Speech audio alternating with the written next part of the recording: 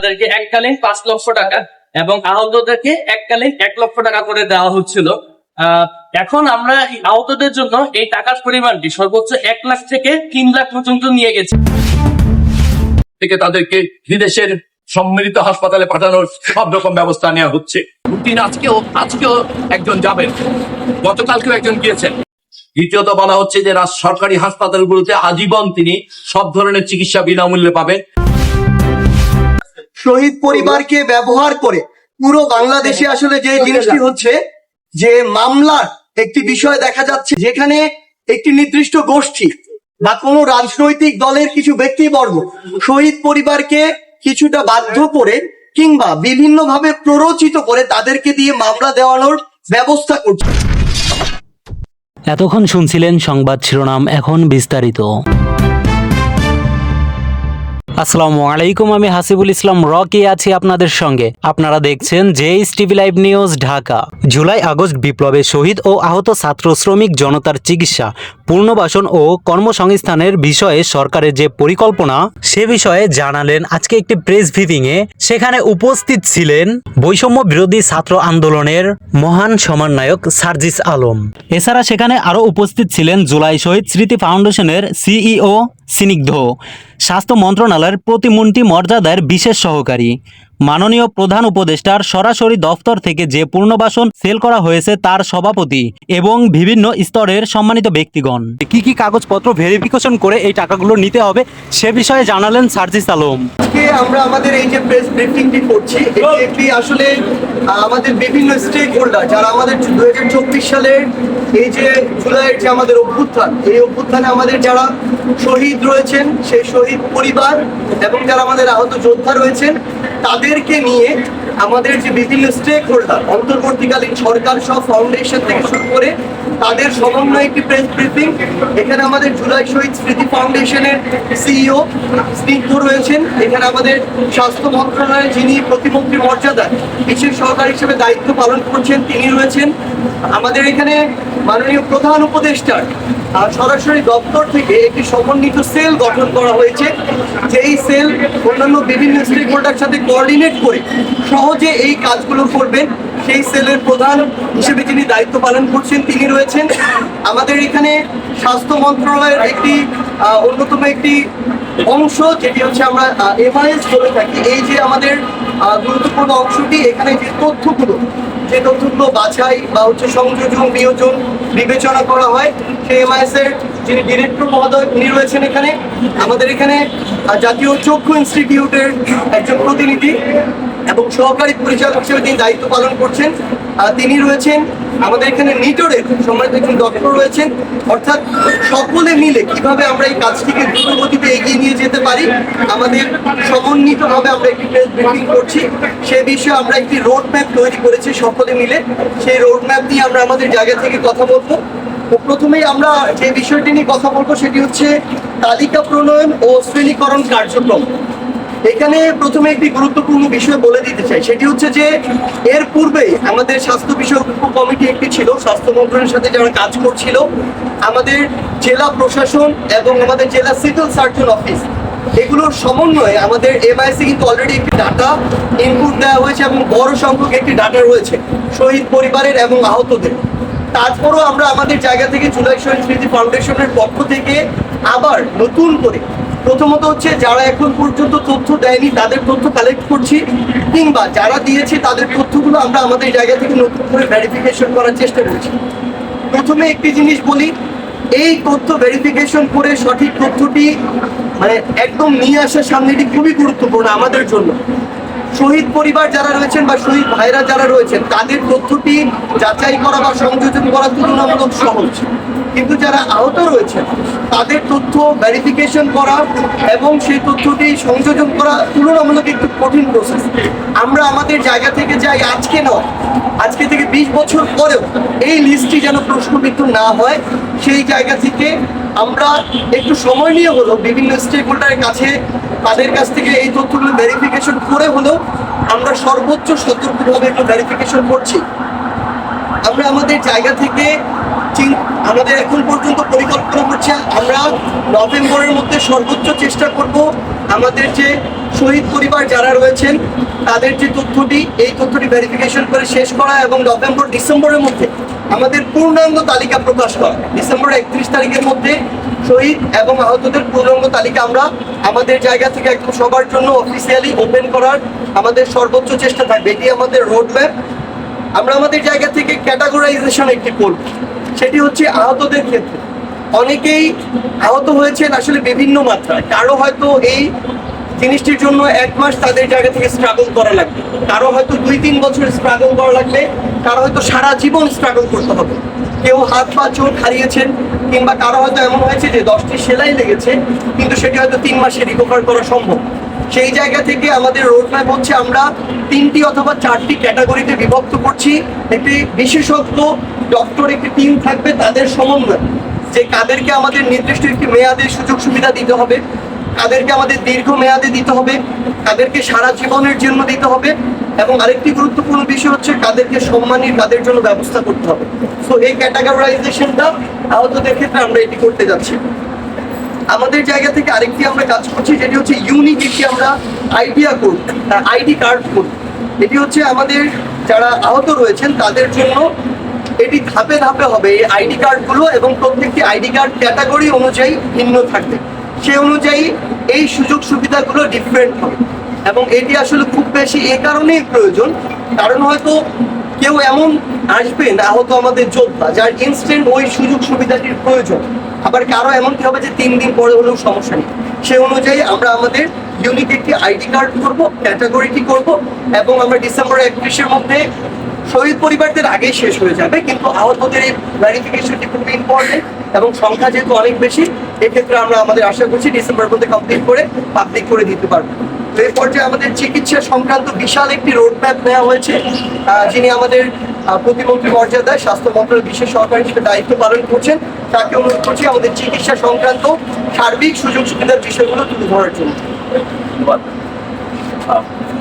আমরা ইতিমধ্যে জেনেছেন আপনারা যে বাংলাদেশে অন্তর্বর্তীকালীন সরকারের পক্ষ থেকে আহতদের বিষয়ে, তাদের চিকিৎসার বিষয়ে সেই 16ই জুলাই থেকে এই পর্যন্ত সময়কালে বিভিন্ন রকম পদক্ষেপ নেওয়া হয়েছে। ইতিমধ্যে যা শুনলেন সেটার আলোকে আমরা সেটা ধারাবাহিকতা আমরা বলতে চাচ্ছি।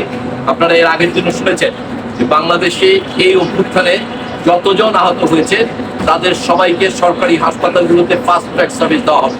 এটা আজকে এই সংবাদ সম্মেলনের মাধ্যমে আমরা সারা দেশের সকল সরকারি হাসপাতালের জন্য এই নির্দেশনা রাষ্ট্রের পক্ষ থেকে দেওয়া হচ্ছে যে তারা তাদের সামনের রোগীতে চলে যাওয়ার পরেই এই আহতদের যারাই আসবেন এই কার্ড প্রদর্শন করলে তিনি অগ্রাধিকার পাবেন।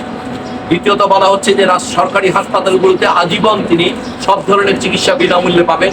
এমনকি তিনি যদি কোনো বেসরকারি হাসপাতালে চিকিৎসা সেবা গ্রহণ করেন, সরকারের সঙ্গে চুক্তিধীন হাসপাতালগুলোতে যেই সেবাগুলো সরকারি হাসপাতালে নেই সেগুলো বেসরকারি সেবা থেকে গ্রহণ করা হলে সরকার তার মূল্য পরিশোধ করবে তাদের সঙ্গে চুক্তির হারে, বিশেষ হারে।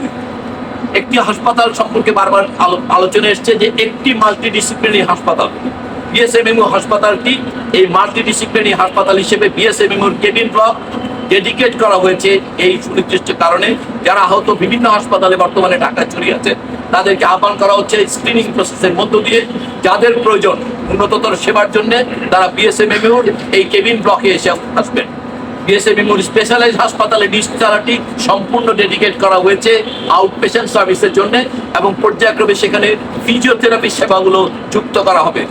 এমনকি মনে করা হচ্ছে, আমরা চেষ্টা করছি রাষ্ট্র যে রোবোটিক যে নিউরো স্টিমুলেশনের যে অত্যাধুনিক যে ফিজিওথেরাপি সেবা আছে সেগুলো হয় বিএসএমএমইউ হসপিটালে অথবা অন্য কোনো সরকারি বা বেসরকারি যদি এখানে সম্ভব না হয় সেখানে এই সেবাটি স্থাপন করা হবে, এবং এই সেবার জন্য প্রয়োজনে বিশেষজ্ঞ দলকে বিদেশ থেকে এনেও এই সেবা প্রথম পর্যায়ে শুরু করা হবে।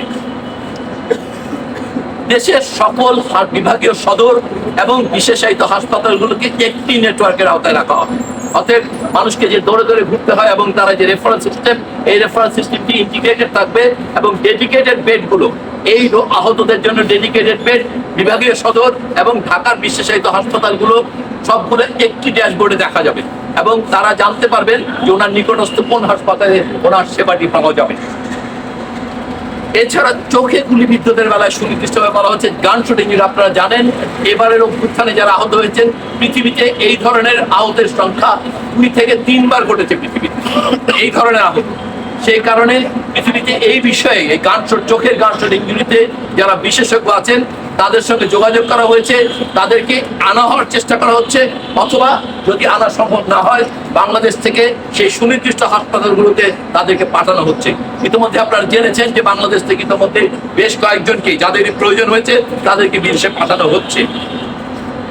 এছাড়া আরেকটি বিষয় খুবই এই গত দীর্ঘদিন যাবৎ আমরা খেয়াল করেছি, যেটি আসলে আহতদের মধ্যে এই অসন্তোষ বা কষ্ট ক্রিয়েট করার পেছনে অন্যতম কারণ, সেটি হচ্ছে তাদের মানসিক ট্রমা। এই মানসিক স্বাস্থ্যের বিষয়টি আসলে এই পর্যন্ত খুব ভালোভাবে হ্যান্ডেল করা হচ্ছে আমরা মনে করছি না। আমরা স্বীকার করছি এই ব্যাপারটি আমাদের দিক থেকে যথেষ্ট সফলতার সঙ্গে আমরা পেরে উঠিনি। সেই মানসিক আঘাতটি এবার অ্যাড্রেস করার জন্য ন্যাশনাল ইনস্টিটিউট অফ মেন্টাল হেলথে একটি কেন্দ্রীয় স্থাপনা এবং তার সঙ্গে দেশের সরকারি বেসরকারি যারা এই ধরনের সেবা সম্পর্কে অভিজ্ঞ আছে তাদেরকে যুক্ত করে একটি নেটওয়ার্ক করা হবে, যেখানে টেলিমেডিসিনের মাধ্যমে স্ক্রিনিং হবে এবং ইন পার্সন বিভিন্ন জায়গায় কাউন্সেলিং সেন্টারে এই তাদেরকে সাপোর্ট করা হবে, কাউন্সেলিং করা হবে, এমনকি তাদের পরিবারের সদস্যদেরকে আসলে, কারণ আপনারা জানেন যে নিহতদের পরিবারের শহীদ পরিবারের সদস্যদেরকে কাউন্সেলিং করার জন্য এটা খুবই জরুরি একটা ব্যাপার। আহতদের বিদেশ প্রেরণ নিয়ে বেশ চাপ আছে, বেশ কনফিউশন আছে, মানুষের মধ্যে বিভ্রান্তি আছে। আমরা স্পষ্ট করতে চাই বাংলাদেশ সরকারের পক্ষ থেকে যার প্রয়োজন, যিনি উন্নত চিকিৎসা পাওয়ার সম্ভাবনা আছে, বাংলাদেশের চাইতে স্বীকৃত কোনো উন্নত পদ্ধতি পৃথিবীতে যেখানে এক্সিস্ট করে, আমাদের সরকারের পক্ষ থেকে সর্বোচ্চ চেষ্টা করা হচ্ছে তাদেরকে দ্রুততম সময়ে। আপনারা ইতিমধ্যে জেনেছেন এয়ার অ্যাম্বুলেন্সও শিফট করা হয়েছে রুটিন। আজকেও একজন যাবেন, গতকালকেও একজন গিয়েছেন। মানে যখনই যার প্রয়োজন বিদেশের সম্মিলিত হাসপাতালে পাঠানোর সব রকম ব্যবস্থা নেওয়া হচ্ছে। এছাড়া দীর্ঘমেয়াদী পুনর্বাসন এবং এই বিষয়গুলোতে আইনি ব্যবস্থা, আইনি বিষয় সম্পর্কে সার্জিস আবার বলবে যে আসলে এই যারা নিহত এবং আহতদের বিষয়ে আইনি বন্দোবস্তগুলো কেমন হচ্ছে। আমাদের শহীদ পরিবার যারা রয়েছেন এবং আহত যোদ্ধা যারা রয়েছেন, স্পেশালি হচ্ছে শহীদ পরিবারের যে বিষয়টি, সেই জায়গা থেকে শহীদ পরিবারকে ব্যবহার করে পুরো বাংলাদেশে আসলে যে জিনিসটি হচ্ছে যে মামলার একটি বিষয় দেখা যাচ্ছে, কিছু মামলা সত্যি এবং এর ভিত্তি রয়েছে এবং এগুলো ভালোভাবেই মোকাবেলা করার চেষ্টা করা হচ্ছে, কিন্তু কিছু এমন জায়গায় রয়েছে যেখানে একটি নির্দিষ্ট গোষ্ঠী বা কোনো রাজনৈতিক দলের কিছু ব্যক্তিবর্গ শহীদ পরিবারকে কিছুটা বাধ্য করে কিংবা বিভিন্নভাবে প্ররোচিত করে তাদেরকে দিয়ে মামলা দেওয়ানোর ব্যবস্থা করছেন। এবং কিছু ক্ষেত্রে এই বিষয়টি দেখা যাচ্ছে যে তাদেরকে আসলে এমন ব্যক্তিগুলোকে ওই তালিকায় দেওয়া হচ্ছে যেই ব্যক্তিগুলোর ওই মানুষটি শহীদ হওয়ার সাথে সংশ্লিষ্টতা নেই।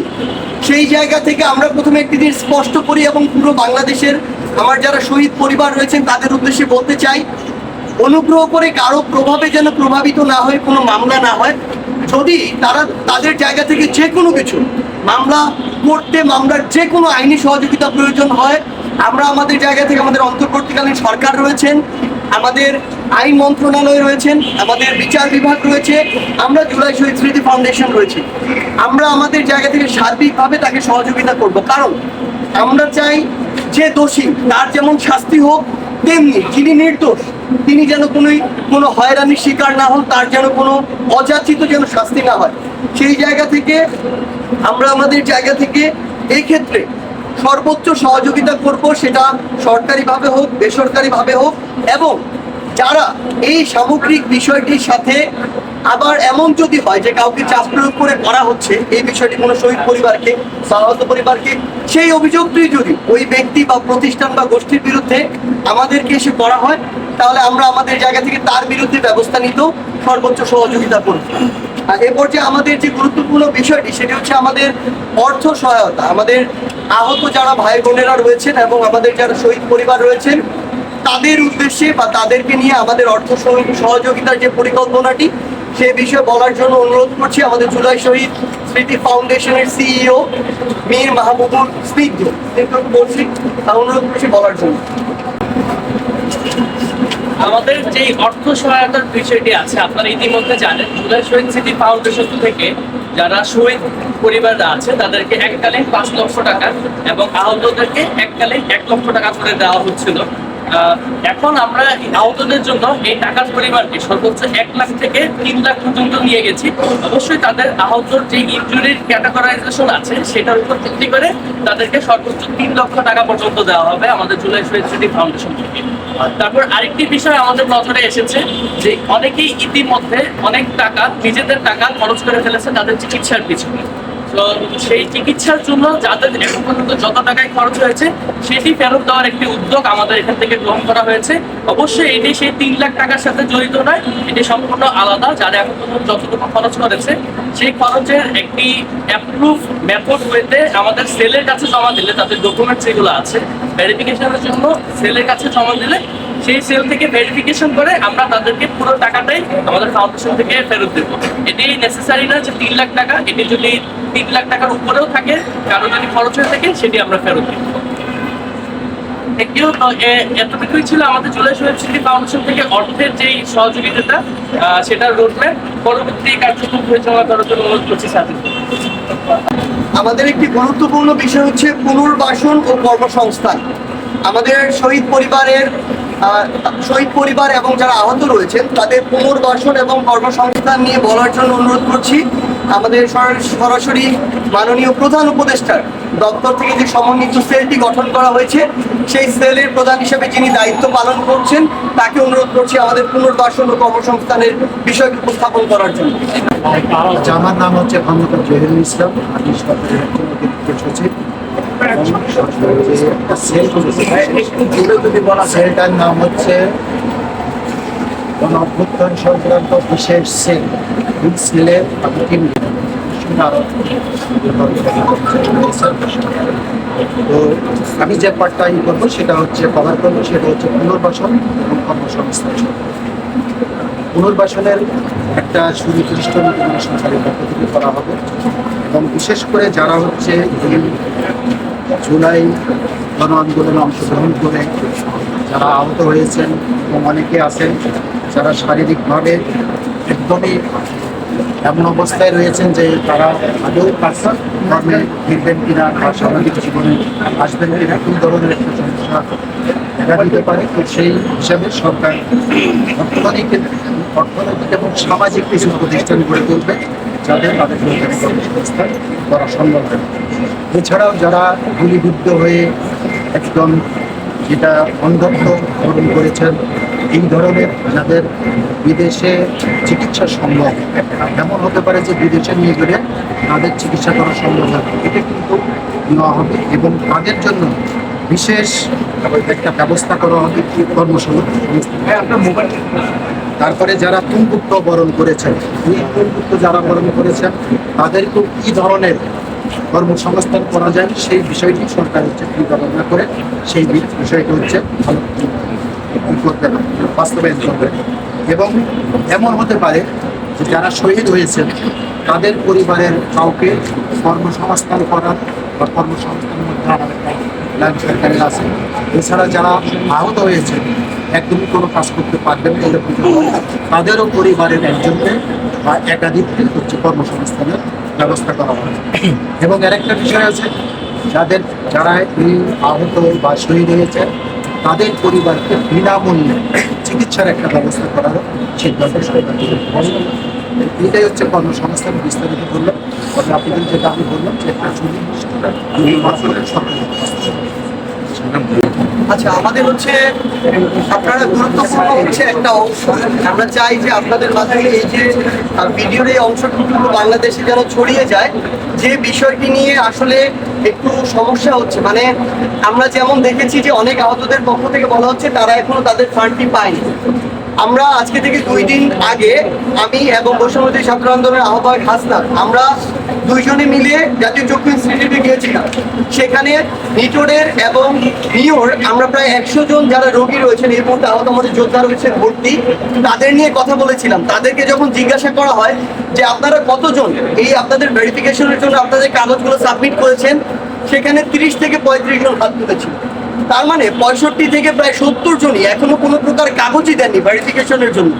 তাহলে আমরা যখন একটা ফাউন্ডেশন থেকে ফান্ড দিব, আমাদের তো প্রথমে সেই কাগজগুলো লাগবে, আমরা সেগুলো ভেরিফিকেশন করব তারপরে না দিব, তার আগে তো দেওয়ার আমাদের কোনো সিস্টেম নেই।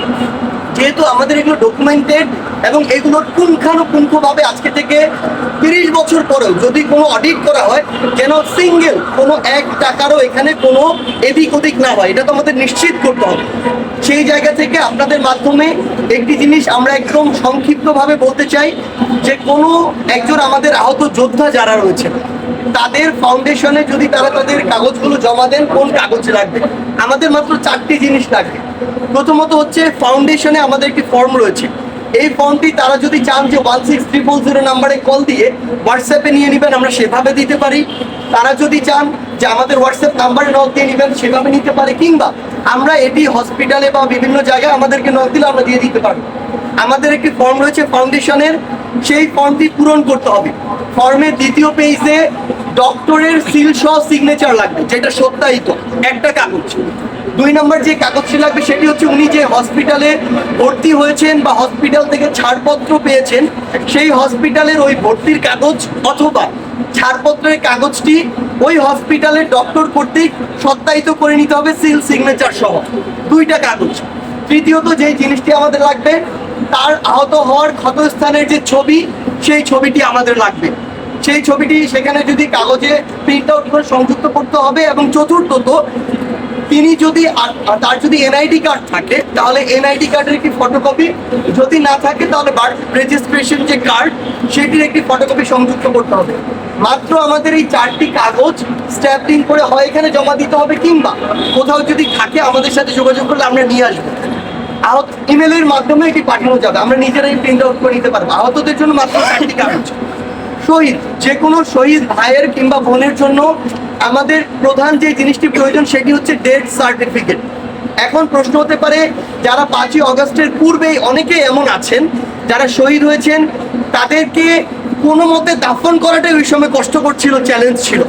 হসপিটালে নিয়ে এসে চিকিৎসা করানোর পূর্বেই তিনি শহীদ হয়েছেন এবং হসপিটাল কর্তৃপক্ষ তাকে আসলে কোনো সার্টিফিকেট দেয়নি, কোনো সহযোগিতাই করেনি। সেই জায়গা থেকে আমাদের একটি প্রত্যয়ন পত্র লাগবে, হতে পারে কাউন্সিলরের পক্ষ থেকে, হতে পারে ওয়ার্ডের বা ইউনিয়নের যিনি চেয়ারম্যান আছেন তার পক্ষ থেকে। প্রত্যয়ন পত্রটিতে লেখা থাকবে তিনি ওই এলাকার স্থানীয় বাসিন্দা, তিনি এই অভ্যুত্থানে শহীদ হয়েছেন এবং তাকে এখানে দাফন করা হয়েছে। এই প্রত্যয়ন পত্রটুকু যদি আমরা ওয়ার্ড কাউন্সিলর অফিস কিংবা ইউনিয়ন পরিষদ অফিস থেকে পাই, তাহলে সেটাকে আমরা ডেথ সার্টিফিকেটের একটি অপশন হিসেবে আমরা নিব। দ্বিতীয় যে জিনিসটি লাগবে, যে ভাই কিংবা বোন শহীদ হয়েছেন তার এনআইডি কার্ড অথবা বার্থ রেজিস্ট্রেশন কার্ডের ফটোকপি আমাদের লাগবে। এবং তৃতীয় আরেকটি জিনিস, শহীদের ক্ষেত্রে আমার 3টি জিনিস লাগবে। তৃতীয় জিনিসটি গুরুত্বপূর্ণ, সেটি হচ্ছেন যিনি নমিনি হবেন, মানে আমরা চেকটা যার নামে করব তার আমাদের এনআইডি কার্ড লাগবে, এনআইডি কার্ডের ফটোকপিটি লাগবে। এখানে এখন গুরুত্বপূর্ণ বিষয় হচ্ছে, যদি সন্তান অবিবাহিত থাকেন এবং শুধু বাবা মা থাকেন, তাহলে বাবা মা দুইজনেরই এনআইডি কার্ড দিয়ে যাবেন। সেক্ষেত্রে বাবা অথবা মা দুজনের সম্মতিতে যে কেউ আমাদের নমিনি হতে পারে, এক্ষেত্রে আমাদের সমস্যা নেই। কিন্তু যদি এমন হয়ে থাকে যে আমার যে ভাই শহীদ হয়েছেন তার ওয়াইফ রয়েছেন এবং একই সাথে তার বাবা অথবা মা রয়েছেন, সেক্ষেত্রে আমরা উভয় পক্ষের সম্মতিতে যদি হয় তাহলে আমরা আমাদের জায়গা থেকে ওই শহীদ ভাইয়ের যিনি সহধর্মিনী তাকে আমরা নমিনি করি। এক্ষেত্রে আবার যদি তারা ঐক্যমতে পৌঁছাতে না পারে, যে অ্যাকচুয়ালি অনেক ক্ষেত্রে দেখা যায় যে শহীদ ভাইয়ের বাবা মা আলাদা থাকছেন, তার সহধর্মিনী আলাদা থাকছেন, সেক্ষেত্রে আমরা ইকুইটির ভিত্তিতে একদম যৌক্তিকভাবে আমাদের যে নির্দিষ্ট ফান্ড সেটি আলাদা করে দেই। বাবা মার জন্য একটি নির্দিষ্ট অংশ, যিনি সহধর্মিনী কিংবা সন্তান রয়েছেন তাদের জন্য একটি নির্দিষ্ট অংশ। এবং আমরা এমনও হয়েছে এক শহীদ ভাইয়ের জন্য 2টি চেক আমাদের জায়গা থেকে দিয়ে থাকি। একটি চেকে শহীদ ভাইয়ের যিনি রয়েছেন তার বাবা মার জন্য, আরেকটি চেক হচ্ছে তার সহধর্মিনী এবং সন্তানদের জন্য। তো সেক্ষেত্রে এই জিনিসটি আমাদের জন্য 3 নম্বর কাগজটি গুরুত্বপূর্ণ, কে নমিনি হবেন। তাহলে শহীদ পরিবারের জন্য আমাদের এই 3টি কাগজ প্রয়োজন, ডেথ সার্টিফিকেট অথবা প্রত্যয়নপত্র, 2 হচ্ছে তার এনআইডি কার্ড কিংবা জন্ম নিবন্ধন কার্ডের ফটোকপি, এবং 3 হচ্ছে নমিনির এনআইডি কার্ড বা জন্ম নিবন্ধন কার্ডের ফটোকপি। এই জিনিসগুলো জাস্ট আমাদের এখানে সাবমিট করলেই হবে। সকলে ভাবছে কি দিতে হবে, কোথায় দিতে হবে, এটি এখন চিন্তা না করে দয়া করে যদি সম্ভব হয় ফাউন্ডেশনে এসে জমা দেয়া, যদি সম্ভব না হয় আমাদের সাথে 16300 কিংবা আমাদের হোয়াটসঅ্যাপ নাম্বারে যোগাযোগ করা, আমাদের মেইল করলে আমরা সেগুলো প্রিন্ট আউট করে নিয়ে নিব। শুধু একটি জিনিস বলি, আমাদের ভেরিফিকেশন প্রসেসটি ফাস্ট ততটুকুই হবে যতটুকু আমাদের তথ্যগুলো দিয়ে সহযোগিতা করা হবে। এবং আমাদের স্বাস্থ্য মন্ত্রণালয় এমআইএস এর সাথে আমাদের একটু দূরত্ব ছিল, যে জায়গা থেকে যে আলাদা আলাদাভাবে ভেরিফিকেশন হচ্ছে। উনি আজকে ডিরেক্টর সাহেব এখানে এসেছেন, আমরা আজকে একটি সমন্বিতভাবে যেন একসাথে এই কাজটি দ্রুততম সময়ের মধ্যে করতে পারি, সেই কাজটি আমরা করছি। আমাদের জায়গা থেকে বিন্দুমাত্র চেষ্টার কমতি নেই। অন্তর্বর্তীকালীন সরকার এই জায়গাটিকে প্রায়োরিটির সর্বোচ্চ জায়গায় রেখেছেন। এখন আমরা আমাদের জায়গা থেকে এটুকুই চাই যে সবাই যদি আমরা আমাদের জায়গা থেকে সহযোগিতা করি, তাহলে খুব দ্রুততম সময়ের মধ্যে আমাদের সকল সমস্যার সমাধান সম্ভব। ধন্যবাদ সবাইকে। না না, ইউনিয়ন চেয়ারম্যানদের বহিষ্কার করা হয়নি, শুধু উপজেলা পরিষদকে বিলুপ্ত করা হয়েছে। তাহলে ইউনিয়ন, আচ্ছা বলুন, ইউনিয়ন পরিষদের যিনি সচিব তিনি কিন্তু অফিস করছেন এবং দায়িত্ব পালন করছেন, তো সেই জায়গা থেকে প্রত্যয় আনলেই হবে।